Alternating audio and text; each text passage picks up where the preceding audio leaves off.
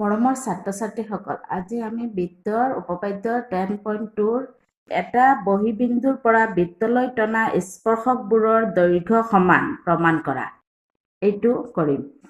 ইয়াত কি দিছে? এটা বহিবিন্দুৰ পৰা, ইয়াত আমি এটা বৃত্ত আঁকিলো, বৃত্তটোৰ কেন্দ্ৰ হ'ল অ আৰু বহিবিন্দু মানে বৃত্তৰ বাহিৰৰ বিন্দু।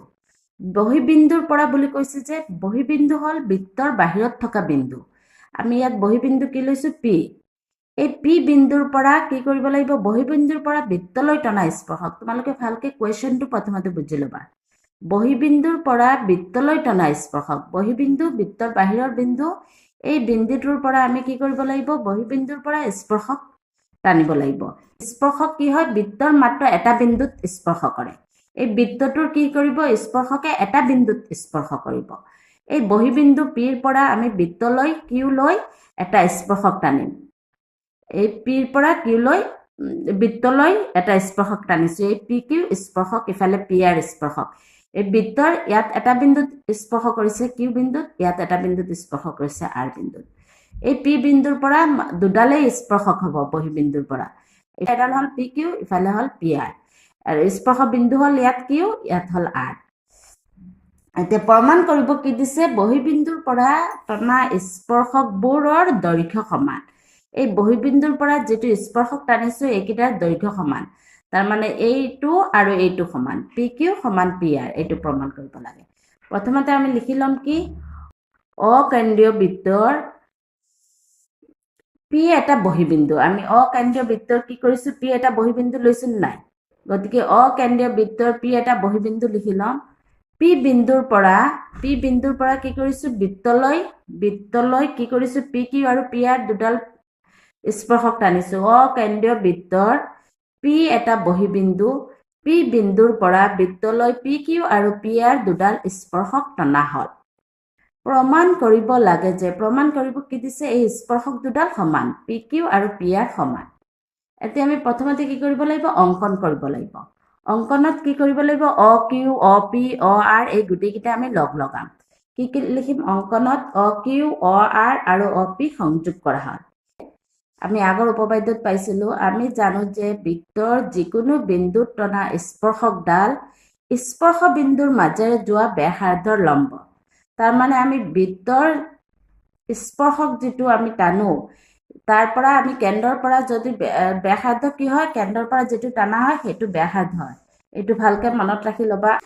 তাৰমানে কি? আমি যিটো এই স্পৰ্শক টানিছো, স্পৰ্শকডাল এই কেন্দ্ৰৰ পৰা যিটো টানো এইটো ব্যাসাৰ্ধ। এই ব্যাসাৰ্ধটো এইটোৰ ওপৰত লম্ব হ'ব। অ কিউ লম্ব হ'ব পি কিউ।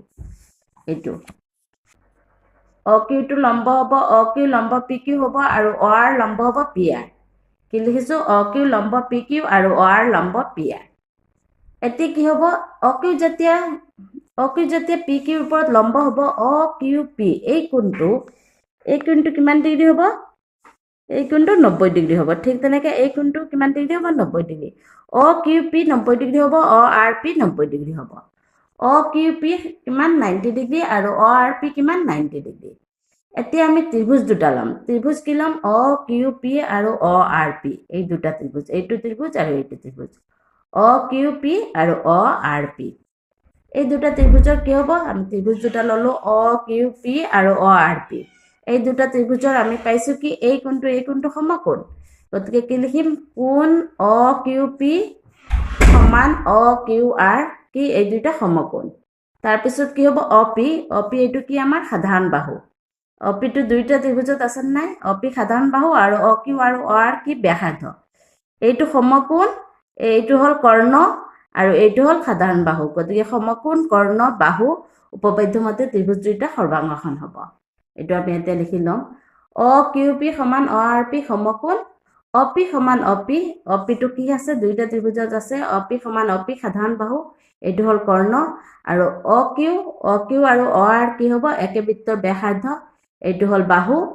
দুইটা বৃত্তত আছে কাৰণে একে বৃত্তৰ ব্যাসাৰ্ধ, এইটো হ'ল আমাৰ বাহু।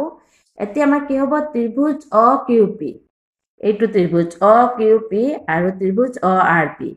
ত্ৰিভুজ অ কিউ পি সৰ্বাংশম কি হ'ব? ত্ৰিভুজ অ আৰ পি। এই দুইটা কি হ'ব? সমকোণ, কৰ্ণ, বাহু। সমকোণ, কৰ্ণ, বাহু উপপাদ্য মতে ত্ৰিভুজ দুটা সৰ্বাংশম হ'ব। দুটা ত্ৰিভুজ সৰ্বংগসম হলে ইয়াৰ বাকী কোন বাহু সমান হয় গতিকে এই দুইটা ত্ৰিভুজ যেতিয়া সৰ্বংগসম হ'ব ইয়াৰ বাকী কোন বাহু সমান হ'ব নে নহ'ব বাকী কি আছে আমাৰ পি কিউ আৰু পি আৰ সমান হৈ যাব পি কিউ সমান পি আৰ এইটো আমাৰ প্ৰুফড হৈ গ'ল থেংক ইউ